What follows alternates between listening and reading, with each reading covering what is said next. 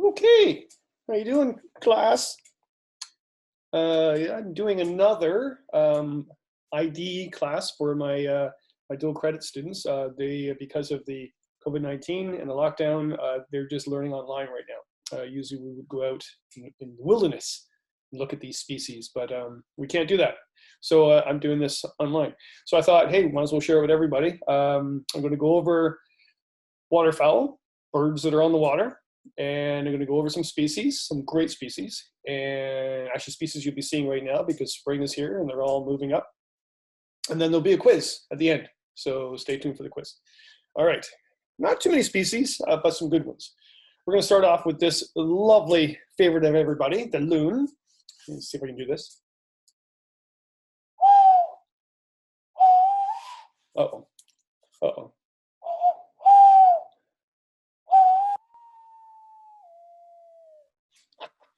I can do better than that. I'm a little nervous. By the way, if you do that right now, the loons will all go crazy because it's a territorial thing and it's a mating thing. And they're like, what's going on? Why are you trying to take my wife, basically? So if you just go up to loons right now and just go, boop, boop, boop, they'll actually swim over to you because, especially if they're young that haven't had a mate yet, because you're saying, hey, baby, you want a date? True story. Before we get into the loon, I'm going to start off with what's called divers, and then there's puddle ducks, and then there's divers. Okay, so, or waders, some people call them. But basically, waterfowl that are divers are solid boned, and they can dive really deep and swim really fast and go after invertebrates or more so minnows or crayfish and things like that. Where puddle ducks are the ducks that just go boop, and they eat aquatic vegetation, boop, back up again. So their bums are actually poking out of the water, and they actually can't dive down because they're not solid bone, they're hollow boned, and they float really well. All right, loons, amazing species on the water and in the air too. Terrible on land. Their feet are way behind them, which helps them propel themselves through the water to go after fish. In fact, what they do like a submarine. They'll actually exhale, and then they'll put their wings in and then push all the air out of their feathers and their wings and then propel into the water. You also see bubbles come up when they do that. And they actually reduce their heart rate when they do that as well, so they can actually stay underwater longer to reduce amount of oxygen intake. And yeah, but on land, not so good on land. They actually can't walk really well on land. In fact, actually, when they're on the nest along the shoreline, that's usually when a predator is going to get them. In the air, what is it? I think it's 70 miles an hour they can fly, like big time. But they need a huge runway to take off. Because again, they're so solid bone, really heavy, they need a huge runway to take off. They do lose their primary feathers for a certain amount of time of the year. And I actually believe it's not during the summer. I think it's when they're overwintering down south along the west and east coast. So they actually can't fly for a couple of weeks. Just like a lot of birds, like Canada geese and stuff like that, lose their primary feathers in the summertime, they can't fly. Anyway, I'm not sure why I'm telling that. All right, key identification features, because there's more than just one loon. The common loon is more common than all the others. The red eye, they get that when they become an adult. And if you look here, I'll show you this is the non-breeding immature as well. So basically they were born in the spring, and then this is them in the fall. But in the fall, common loons do lose their color. So they have this a bit of appearance as well. Okay, so just look at the eye and you'll see if they're an adult or not. When you see them on the nest, do not approach the nest. They're very finicky birds. They will abandon their young like that. And I don't know why, but they will abandon their young like that. I remember actually paddling a northern lake up by Biscotasing, far northern Ontario, and this wind was pushing me down the lake, and there was a loon with this baby chick beside it, and I said, no, I can't go near it because, again, the female for some reason will abandon the young really quickly. And so I'm pushing, trying to get away from it. I couldn't. The wind was pushing me towards it, and sure enough, the mother took off, and then there's a little chick, and a northern pike came up and swallowed that chick. It was wow.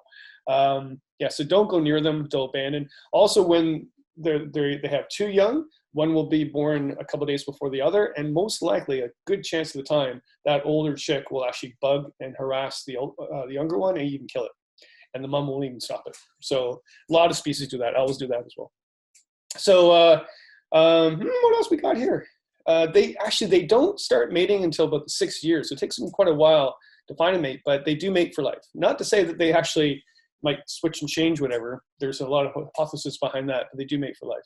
Yeah. Oh yeah, the parents leave before the young for going south for the winter, and that's why it's almost frozen, and you'll see these loons that are still growing up and like not even a teenager yet, and they're like, come on, you better go. And why didn't you leave with your parents? Well, the parents leave first for some odd reason. Nobody really seems to know that I don't think so. They're very, very aggressive, by the way, and they do not like any invading species in their lake. So Mergansers, for example, I've seen Mergansers with little tiny Merganser babies behind it, and a loon come up and like torpedo them with their bill and try to stab them. Very, very aggressive towards that, just for territorial rights. I mean, like these are my minnows, not yours, that sort of thing. The whole idea of them needing a huge takeoff. Well, they also have a huge problem when I worked in Fish and Wildlife. A lot of the times I'd go to the Toronto airport because a loon would be there. What the heck is a loon there? Well, the loon would actually look at the runway, and the reflecting of the sunlight on the pavement, it would look like a lake. So it would land. And of course, it can't take off. It can't even walk. So we would have to catch them, and get really aggressive, but we have to catch them and then put them in a box and calm them down, and then take them to a lake. They'll be all right. Oh yeah, sometimes the babies would be on the mom's back when they're just born, and gulls would harass them and actually grab one of the babies. That's nasty to see, but that happens a lot as well. Let me see. Oh yeah, and also it was really cool. But when you see the loon go down, you're waiting for it to go up, to come up to get a photo. Well, it does come up really slowly, and it's like just this much off the surface, and then it will see you, and then exhale again and go back down again. So cool. So key identification features of the common loon when it's an adult is this necklace right here, and also the white flecks along the back. But it is the white necklace that is the key indicator for a common loon as opposed to other species. And I think a lot of people know about loons. Oh, and their calls vary. And when the one loon is flapping across the water and going crazy and wailing, well, that's the male or the mate is saying, hey, get out of my territory. They're not happy with you being there. So, hey, isn't that cool? Isn't it lovely? No, they don't want you there. Right? They will call to each other through different bodies of water, and they have different communication calls for other groups of loons. And there's a lot of studies done on that. I can go on and on about that. Sorry, I'm going on about that. All right, next bird. Common Merganser. Really common. They're fish duck as well. They eat fish. They're diving duck. So again, they don't put their bum up when they're feeding. That's a puddle duck. And the female, I'll show you the female first, actually. Really beautiful bird.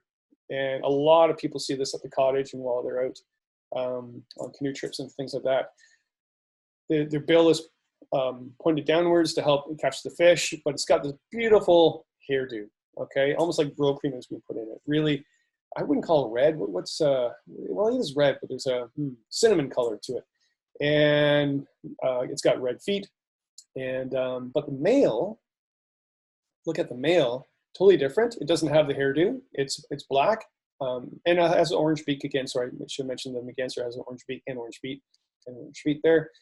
But the male Merganser is very bright white on the bottom and black on the top, and the black head, as opposed to the nice bro cream hairdo with cinnamon color to the female.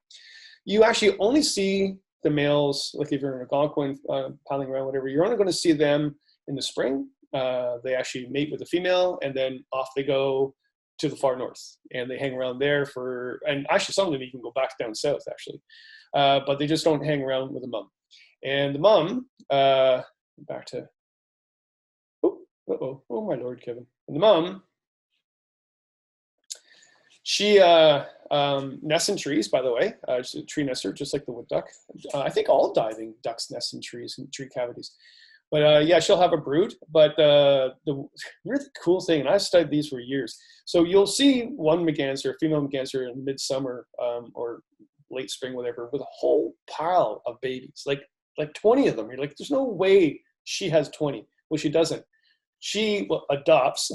She doesn't adopt. She kidnaps other females' ducklings. And why? Well, this is a hypothesis. is when they're going along the shoreline to feed, what will happen is you'll see them go in a half a V. Okay, so there's the mom, and then there's a whole bunch of small ones forming a V along the shoreline.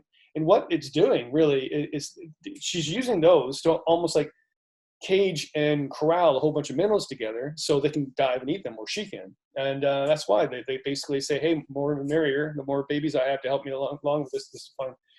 So that's a really cool thing. Well, it's not cool for the other mother that's lost her babies, but yeah.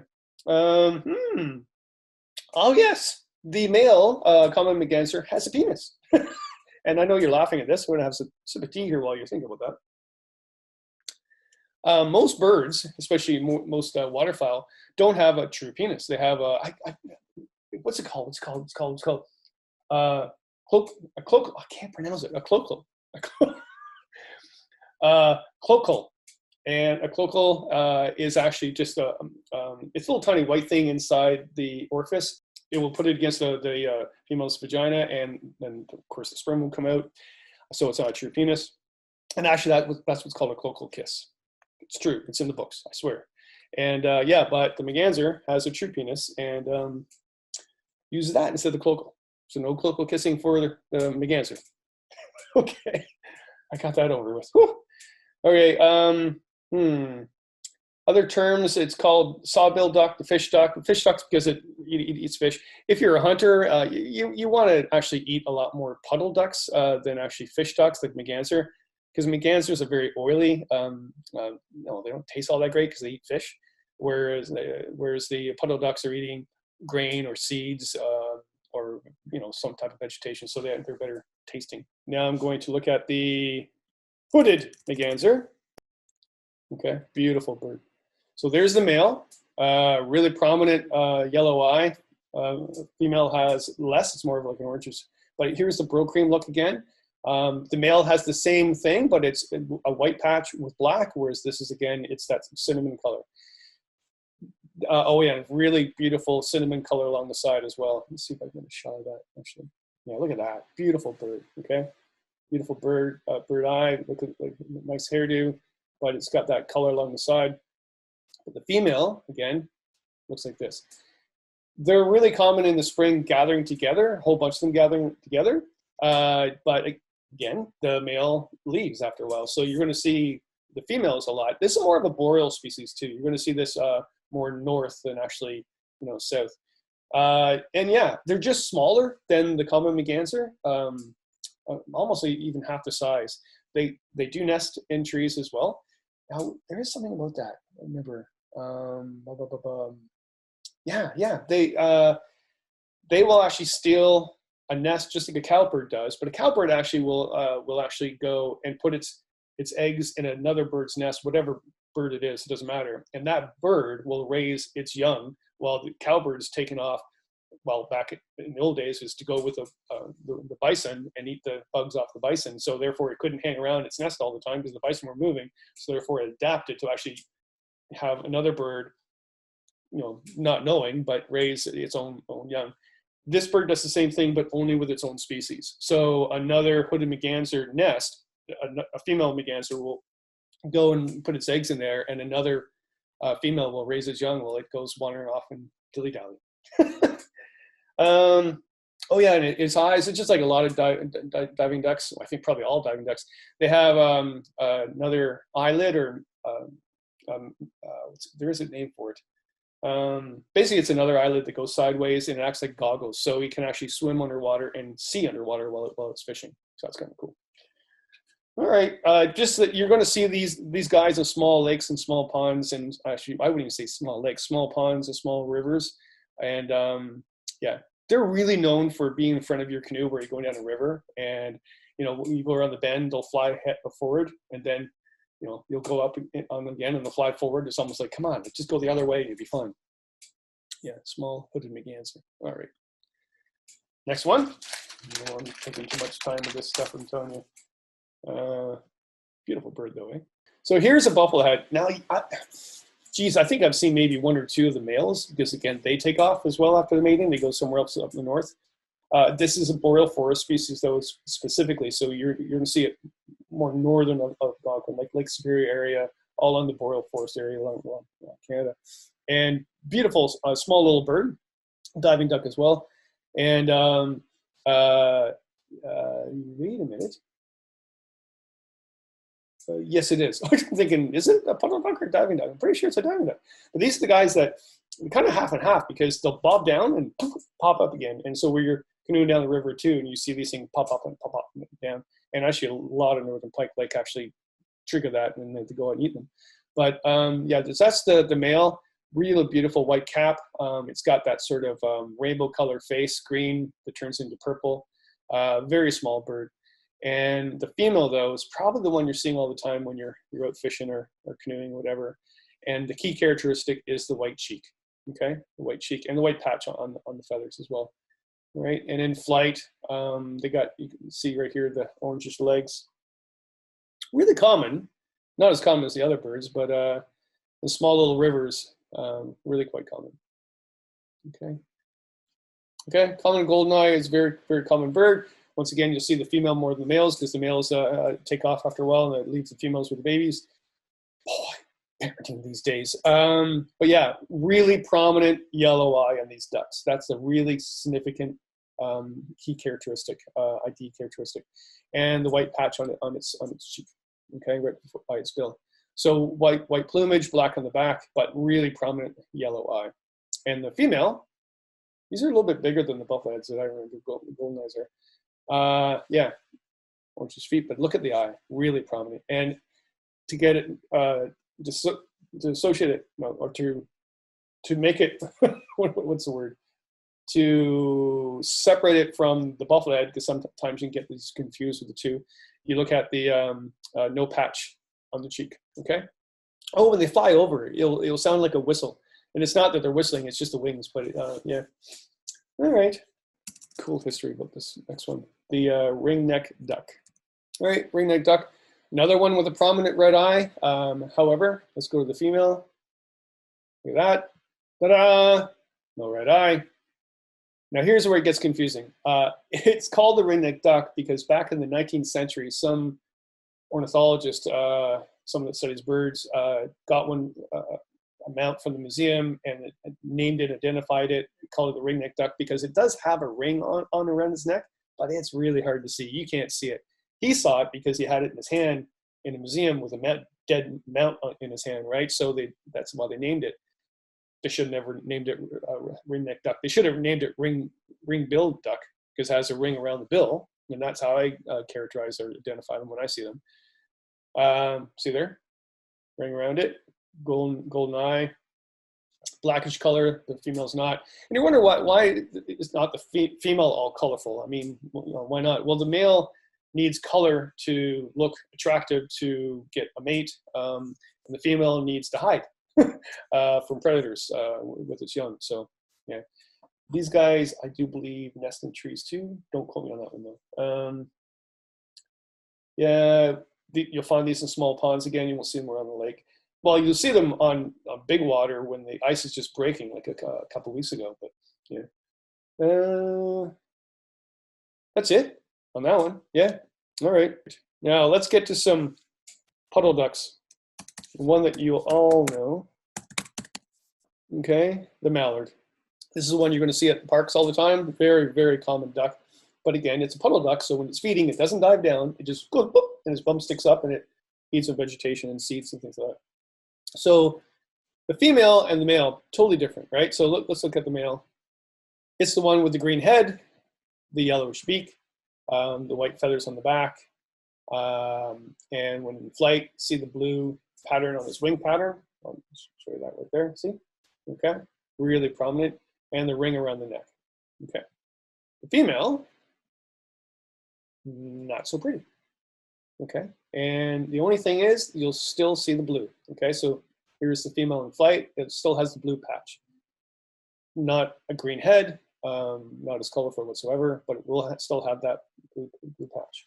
And yeah, the female quacks. The male kind of does a sort of a raspy noise, but it doesn't quack.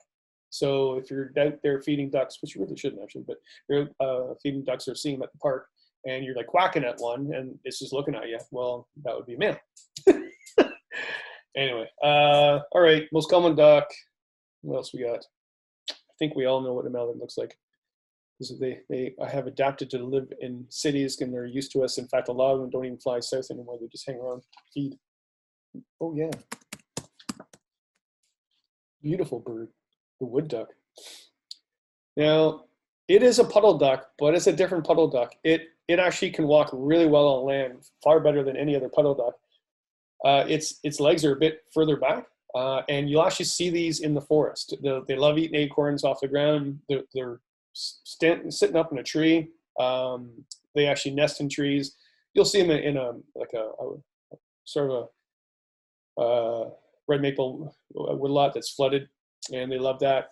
Beautiful looking male. See the male, huge hairdo with almost like a harlequin duck look to it. Beautiful bill, red eye. Female, not so much, right? It does have the patch around the eye though. So male wood ducks are really easy to identify. There's nothing else that looks so beautiful as that.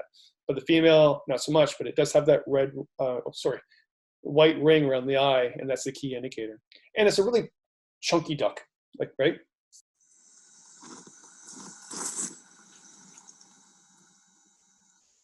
So that's the female. And look at the male. Wow, look at the colors in that bird.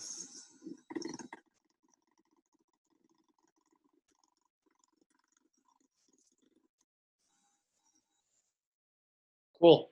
All right. Green wing teal. And I like this one because it's more common than you think. There's a blue wing teal as well. And they're very small bird, very, very small duck. And it's a polo duck. And there they are. Let me see if I can get the, see the green wing, okay? So, beautiful bird, female. If you look under the wing, you will see the green, okay? There, actually, this is a far better picture. There you go, that's the female. So the female is not as colorful, obviously, just like all the other ducks, but it's got the green wing. Teal. And I gotta tell you, well, it is a funny story, but it's not a funny story. When I was finally allowed to ban birds on my own, I banned birds for many years at Wildlife Center, and after, you have banned birds with other people banning license, and then finally my boss said, okay, you're good enough, you can do this on your own. I was really excited. I was in my early 20s. Went out, and how we would catch the ducks, and we'd go early morning, we'd have this cage in the water. So basically we put grain in there, and they'd go into the cage almost like a minnow trap, and they would feed on the grain, and then they couldn't figure out how to get back out.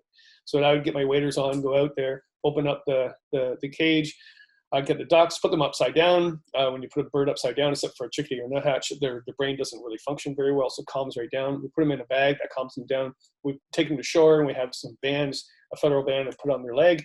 And actually, that's how we would find out their migratory pattern and a bunch of other information, really good information on those species. And so, yeah, I was able to do that on my own that day. So I got a bunch of ducks, and I actually got a green wing teal, and I sexed it. So basically, you flip it over, and you see if there's a brood patch. And so if you blow in its belly, and the feathers open up and you'll see skin, well, that's a brood patch. That means that it's a female on nest, and that's how she keeps the eggs warm. Or if it's male, or if it's a juvenile. And juvenile is a little bit more difficult because it's it doesn't have the color of the male adult. Maybe a female, so you have to look at it. And finally, I was able to do that. I identified this green wing teal juvenile, and I released it, and it fell to the ground and broke its neck. I went, oh no. And that wasn't good because there's a federal ban already on it. So all this paperwork had to be done. And I went, I'm in so much trouble.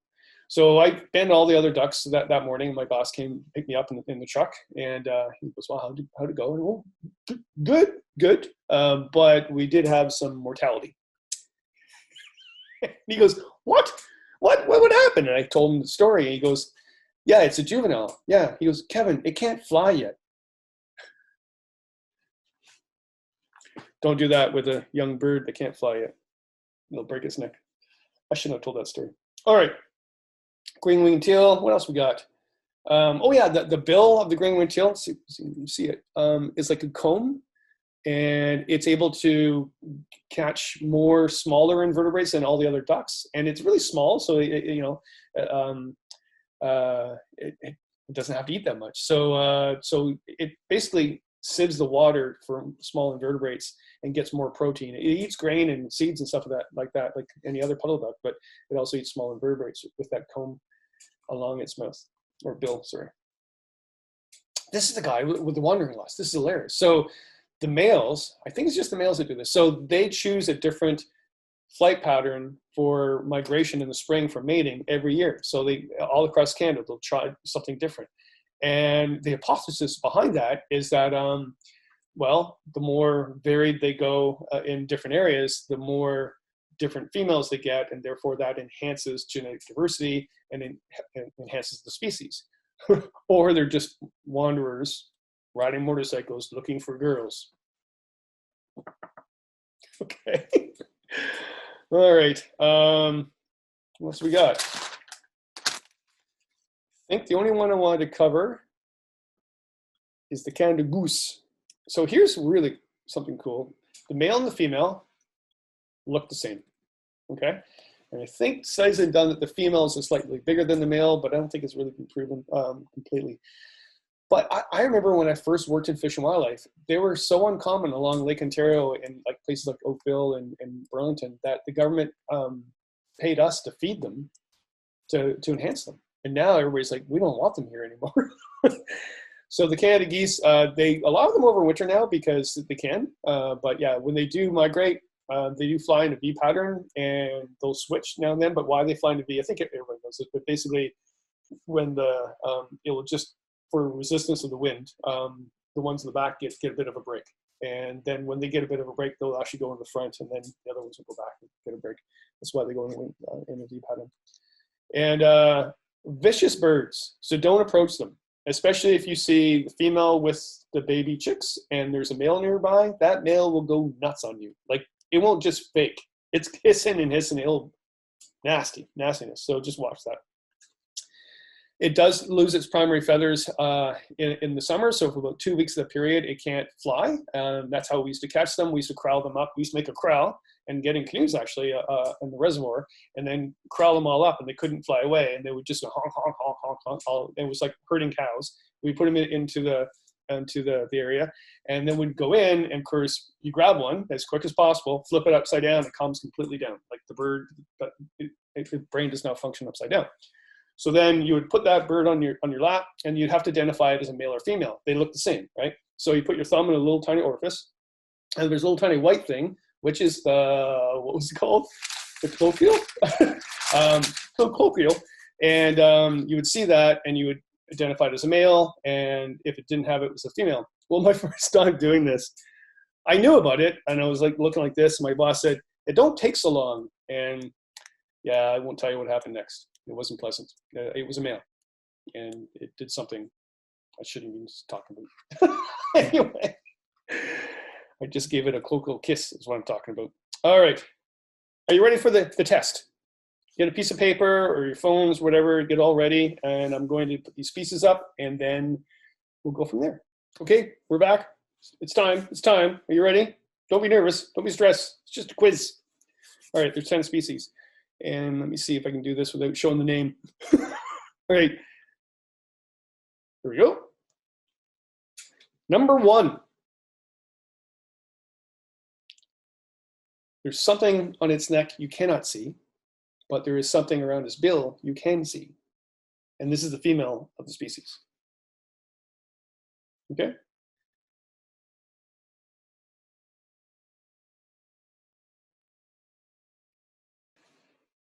Okay, bird number 2. Male and female look the same.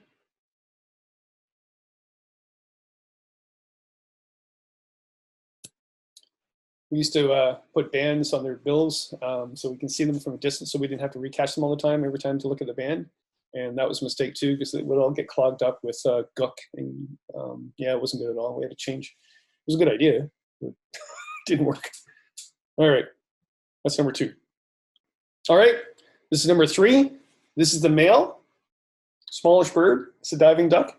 And there's the female right there to the right, but the male has the white cheek. The female does not. Okay. Let's see, let me show you the female. All right, there's the female there. So really prominent. Did I said red eye? Yellow eye. I hope I said yellow eye. Really prominent yellow eye. So that's a really prominent yellow eye. Okay, this is number 4, and this is the female of the species. You can see the male flying over here. The male is more prominent. Cheek, white cheek, okay? Bobs up and down, sort of as a diving duck, but doesn't dive very well. You'll see them in small ponds and rivers, small rivers, okay? That's number 4. Okay, bird number 5, male and female together. Beautiful hairdo. Very more smallish bird. More small ponds and small rivers than lakes. And you will see the female more than the male. Well, in the springtime, you won't see them all together. Yeah, beautiful bird. Okay, notice the difference of the eyes, the male and female, and the crest. Okay. So we got 1, 2, 3, 4. That was number 5, right? Yeah. Okay. Okay, bird number 6. Okay, this is the female of the species. You can see the male off to the right here if you want. And the male has a green head, the female doesn't, but it does have that blue marker along its wing. Okay. Okay, bird, what we got, number 7? Bird number 7, this is the female of the species. The male does not have that crest, that cinnamon crest. It has a black head, but notice the bill, tiny curvature down the bill. Yeah, really common in cottage country and canoe country. You see a lot of them. And it is a fish duck, a diving duck. It's very common. I think I said too much. Okay, this is bird number 8. Male and female are together. Very, very colorful male. Beautiful side, brown side to it. Beautiful crest on it. Beautiful colored, orange colored bill.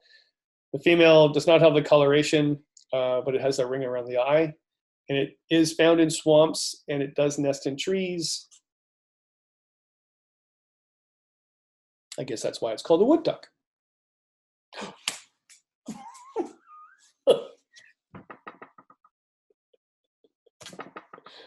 Well, I guess everybody gets that one. Okay, sorry about that. Now you know the answer. I gotta get it more. I think we're in a pandemic or something. Lockdown. It's making me crazy. All right, number 9. I will not say the name of this bird by accident. I will not. Very small duck. It is a puddle duck, meaning that it doesn't dive down for minnows. It actually puts its bum up. And the key indicator here, see if I can actually get to the male. Okay, that's the male there, and that's the kicker right there. Beautiful crest, whatever, too, but the male and female have this right along the wing. So I don't know if you remember that. All right. Okay, last one, number 10. Yeah, it's a deep diver for sure. And it also is very common. Yeah, let me see if I can do this again.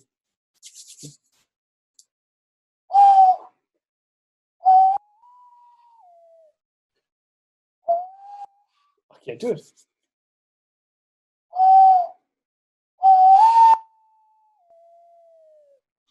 There you go. That's your bonus. See if you can do that. All right, those are your 10 waterfowl. There's lots more birds to learn, but I just wanted to go over some common ones you would see right now coming up through the spring. Heard this guy last night on the lake in front of me. Oh, amazing. Just beautiful chills up the spine. It's my solace.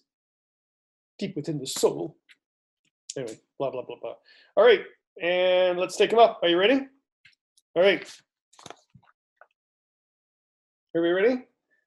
Number 1 is the ringneck duck. Doesn't really have a ring that much, but has a ring around the bill. Number 2 is the Canada goose. Number 3 is the common goldeneye. Eye. This is a key feature. Number 4 is a bufflehead. Number 5 is a hooded Merganser. Number 6 is a mallard. Number 7 is a common Merganser. Yes, and number 8 was a wood duck, and I think you already know that. And number 9 is a green-winged teal. And number 10 is a common loon. Now, it's not loon, because there's more than one loon. Common loon. So if you just put loon, give yourself half a mark, but don't talk to yourself the rest of the day. You should be ashamed of yourself. Okay, that's the class. Hope you did well. Let me know how you did on the bottom, and see if I can make up some of these other ones. And I maybe will teach myself how to say colloquial better next time. Thanks for coming out.